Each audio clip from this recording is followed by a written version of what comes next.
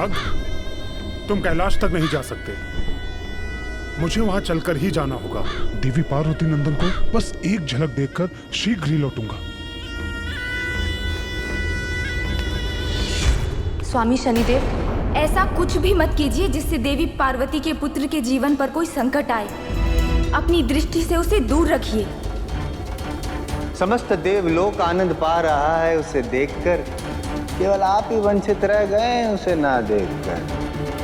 मेरी मात्र एक छोटी सी झलक पा लेने से उस दिव्य बालक को भला क्या क्षति पहुंच सकती है?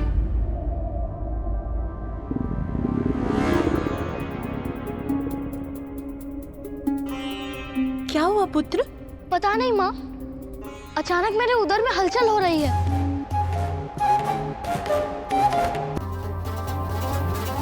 आपको तो भूख लगी है पुत्र। आपके जन्म से इतनी आनंदित हो गई कि आपको भोजन देना ही भूल गए।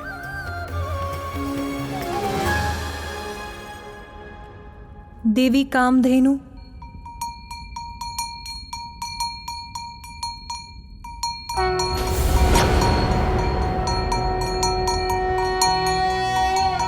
शुभदाये प्रसन्नाये गोप्रदाये नमो नमः। सभी देवियों को मेरा प्रणाम। कीर्तिदाये धर्मदाये नमो नमः। महादेव, आज हमारा पुत्र अपना प्रथम आहार पाने जा रहा है। आप कहाँ हैं स्वामी? मैं आपकी पीड़ा समझती हूँ देवी पार्वती। मैं भी यही मना रही हूँ कि मेरे स्वामी महादेव को शीघ्र ही लौटा लाएं।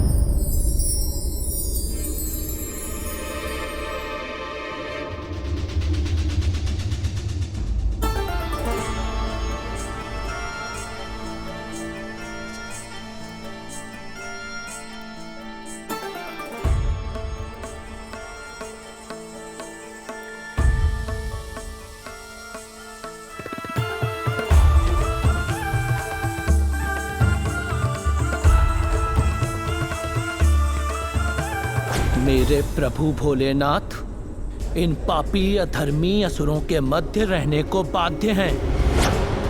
इसका दंड अवश्य दूंगा मैं इस गजासुर को। अपना क्रोध त्याग दो नंदी, और इससे युद्ध के विचार को भूल जाओ, क्योंकि जो कार्य एक तिनके से संभव है उसके लिए खड़क उठाने की क्या आवश्यकता है।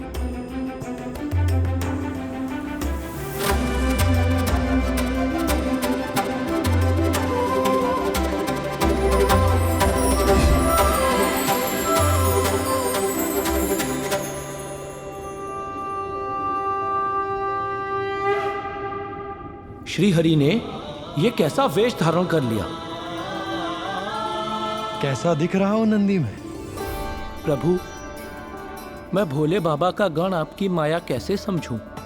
मुझे तो बस इतना ज्ञात है कि आप कुछ भी कर सकते हैं। जगत हित के लिए आप कोई भी रूप धारण कर सकते हैं प्रभु। जगत हित के लिए आज तुम्हें भी गाना होगा नंदी। आशा करता हूं कि तुम्हारा कंठ उतना ही मधुर है जितना कि तुम्हारा क्रोध। भोले बाबा के लिए मैं कुछ भी करने के लिए तैयार हूं, कुछ भी।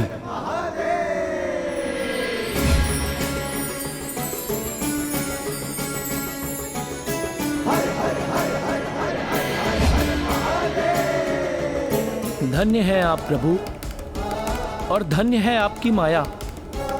भोले बाबा, आप शीघ्र लौट आइए, नहीं तो आपके मित्र विष्णुदेव न जाने मुझसे क्या क्या करवा ले। विष्णुदेव, नंदी के विपरीत कला तो मेरे कण कण में बसती है।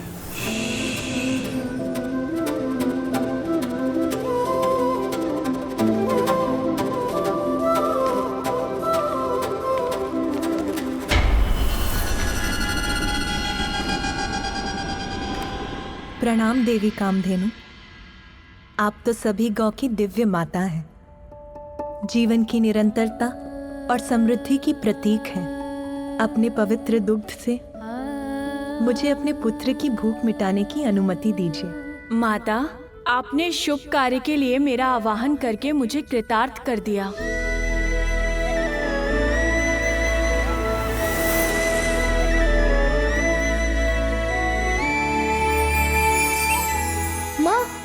चलिए ना। हाँ हाँ चलो।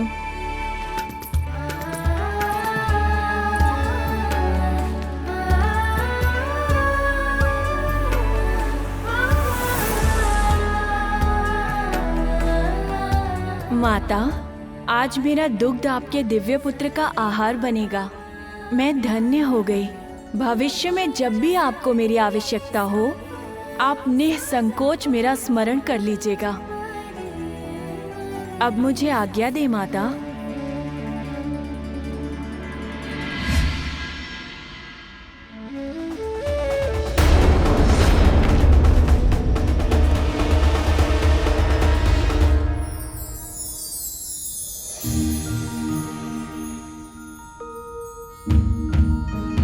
प्रतीत होता है पुत्र प्रेम में इतना रम गई देवी पार्वती कि ये भी भूल गई कि हम सब भी यहाँ हैं। पर इसमें उनका दोष नहीं। पुत्र प्रेम में माँ का रमना तो स्वाभाविक है।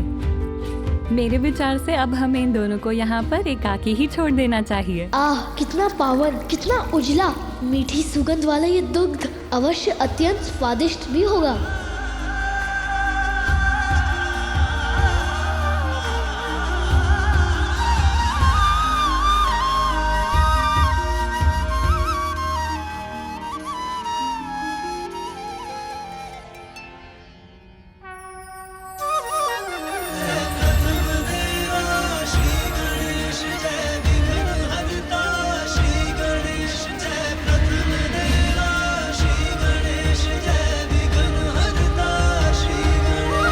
ये दुग्ध आपको आपके पिता के समान शक्तिशाली बना देगा पुत्र। सच माँ?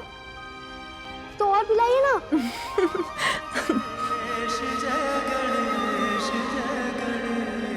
शीघ्र आपकी भेंट आपके पिता से होगी।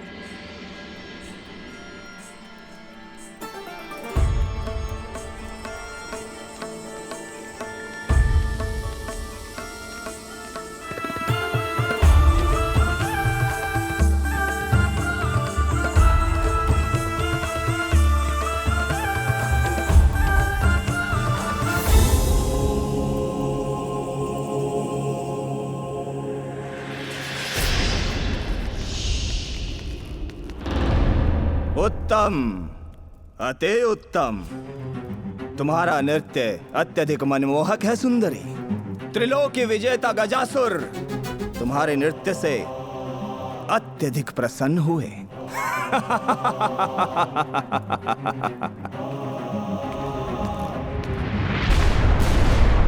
मदिरा।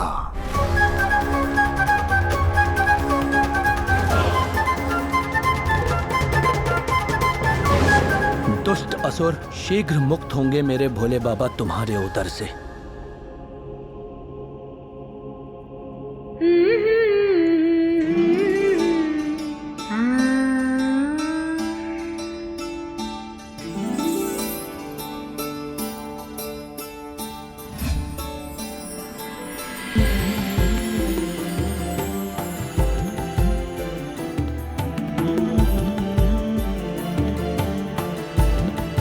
देवी रोहिणी।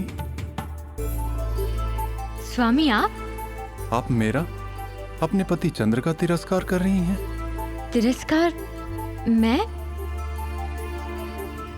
मैं आपका ध्यान अपनी ओर आकृष्ट करने का प्रयास कर रहा हूं, किंतु आप हैं कि इस गीत में खोई हुई हैं। स्वामी, अपार सौंदर्य के धनी बालक ने मुझे मंत्र मुक्त कर दिया है। आप ही के समान अनुपम तेज से दमकता हुआ उसका मुखमंडल, आसमान में चमकती हुई सितारों की तरह उसके नेत्र, उसकी सम्मोहित करने वाली मधुर मुस्कान, उसकी वाक्पटुता, उसकी कुशाग्र बुद्धि, सब अत्यंत मनमोहक है स्वामी। किंतु देवी, ये अद्भुत बालक है कौन? देवी पार्वती का पुत्र है स्वामी। आनंदित कर दिया है उसने हम देवियों को। ऐसा ही मनभावन मनोहर है वो। प्रतीत होता है स्वामी कि आयु में वृद्धि के साथ वो आपसे भी अधिक रूपवान और आकर्षक हो जाएगा। सभी देवताओं में सबसे सुंदर माना जाता हूं मैं, किंतु एक बालक मुझसे भी अधिक सुंदर और मनोहर। आश्चर्य है।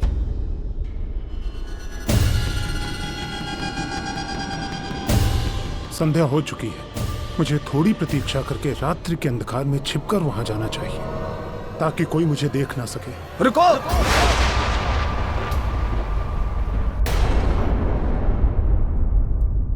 तुम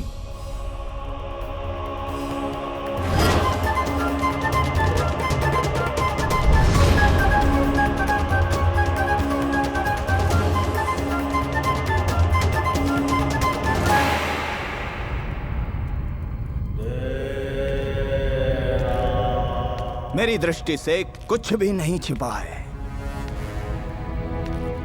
मुझे सब ज्ञात है कि तुम कौन हो।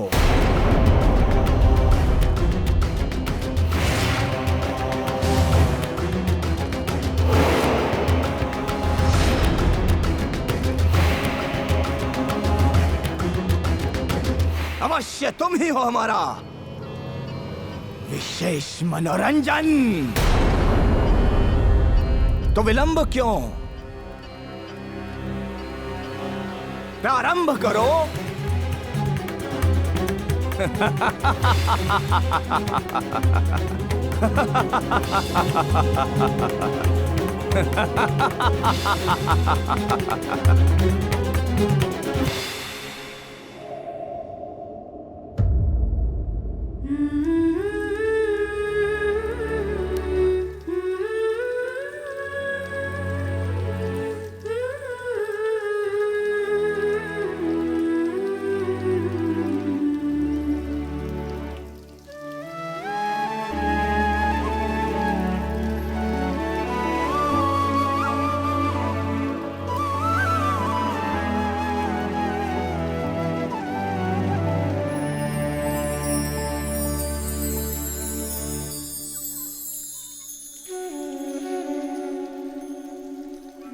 ये प्रकाश कहाँ से उत्पन्न हो रहा है? ओह, तो ये चंद्रदेव है। उचित था देवी रोहिणी का कथन। एक बालक का इतना दिव्य आकर्षक स्वरूप तो मैंने भी नहीं देखा।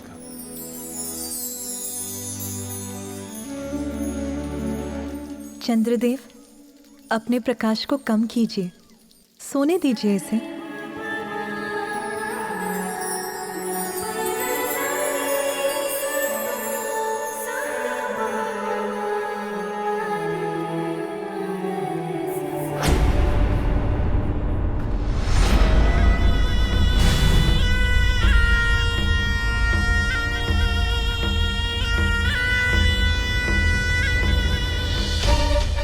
इस प्रकार बिना अनुमति के भवन में मेरा प्रवेश तो अनुचित होगा।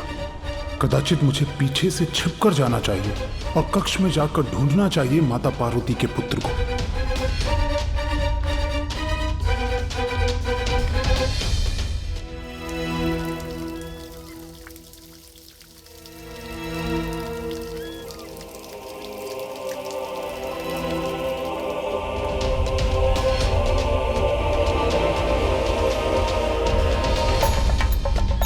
भला हो चंद्रदेव का, जिनका प्रकाश उसे ढूंढने में मेरा सहायक बनेगा।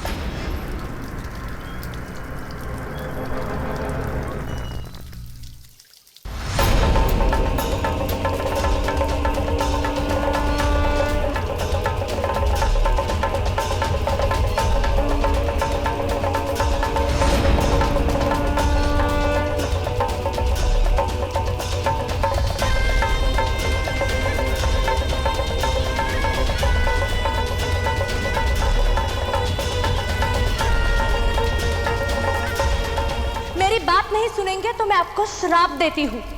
मेरे सिवा जिस पर भी आपकी दृष्टि पड़ेगी, दुर्भाग्य और विपत्ति से घिरकर उसके जीवन का विनाश होगा।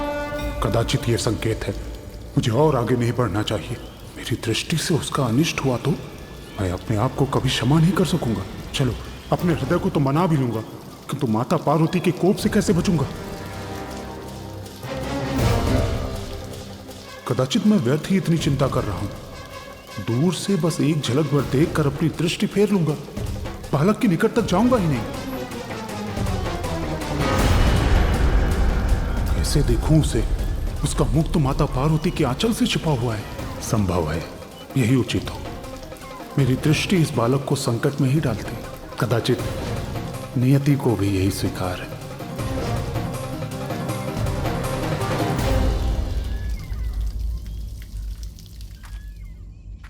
शनिदेव, चंद्रदेव, कहाँ जा रहे हैं आप?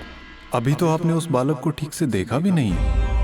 मैंने प्रयास तो किया चंद्रदेव, किंतु वो बालक अभी निद्रा में है। उसका मुख देवी पार्वती के आंचल से ढका हुआ है। उसे देखने के लिए उसकी निद्रा में विघ्न डालना तो उचित नहीं होगा। और वैसे भी मेरी दृष्टि तो अशुभ है। मेरी दृष्टि का दुष्परिणाम सर्वविदित है।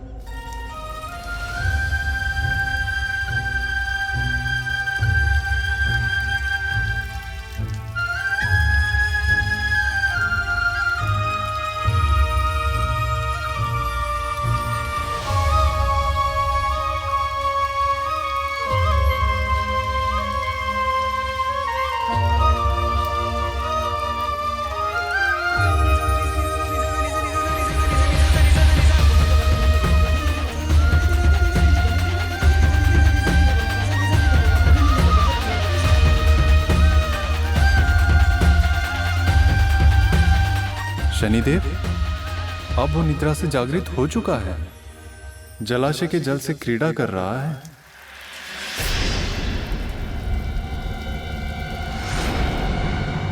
आप यही चाहते हैं ना कि आपकी दृष्टि उस बालक पर ना पड़े? तो मेरा प्रकाश जलाशय में उसका प्रतिबिंब उत्पन्न कर देगा। आप उसे ही देख लीजिए। इससे वो बालक आपकी दृष्टि से भी सुरक्षित रहेगा। क्षणिक देख के घुमा लीजिएगा अपनी दृष्टि। इसमें कहां घूमने वाली है सृष्टि। धन्यवाद चंद्रदेव, आपका यह सुझाव उचित है। उसका प्रतिबिंब देखने में तो मुझे कोई दुविधा नहीं होगी।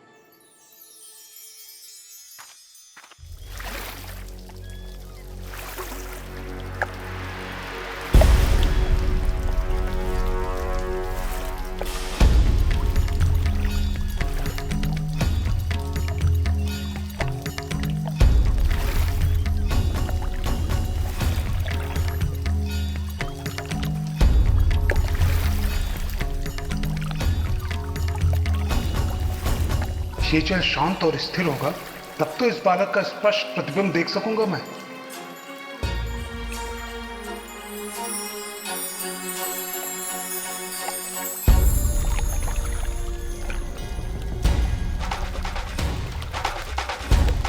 हाँ, अब उचित है।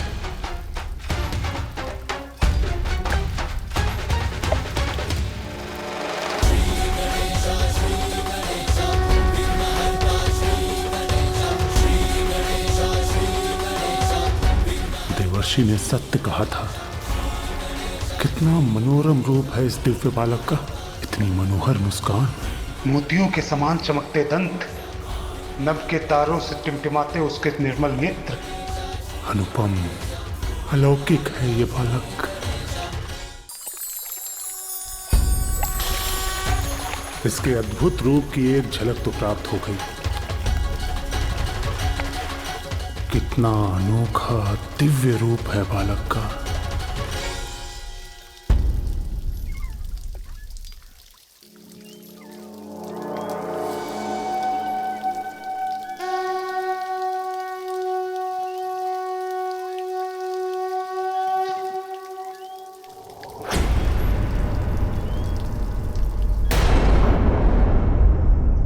किंतु एक झलक देखकर तो तृप्ति ही नहीं मिली। हृदय तो तभी तृप्त होगा जब पूर्ण रूप से देखूंगा मैं इस बालक को।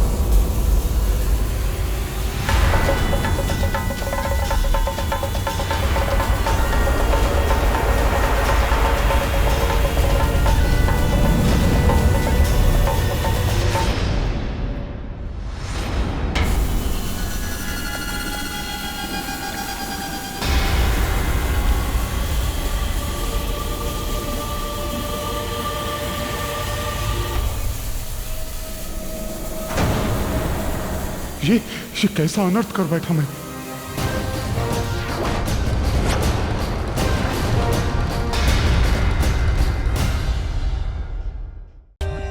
For more updates, subscribe to our channel, click the show links and enjoy watching the videos.